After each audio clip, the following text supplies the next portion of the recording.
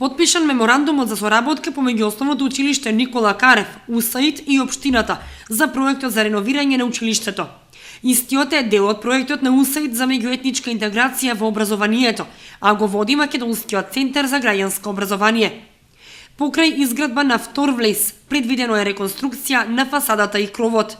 Проектот чини околу 3,5 милиони денари, а половината ги обезбедува УСАИД. Подпишуваме меморандум во кој што се обврзуваме ние, општината и училиштето, заедно со Министерството за образование и наука, да изградиме главен влез во училиштето на сите испрата кој ќе возможи поголема сигурност за децата, за влез во училиштето, по-добра, потопла врска на влезот од училиштето со потребите на учениците. Подготовката на пристапот до училиштето е задача на општината.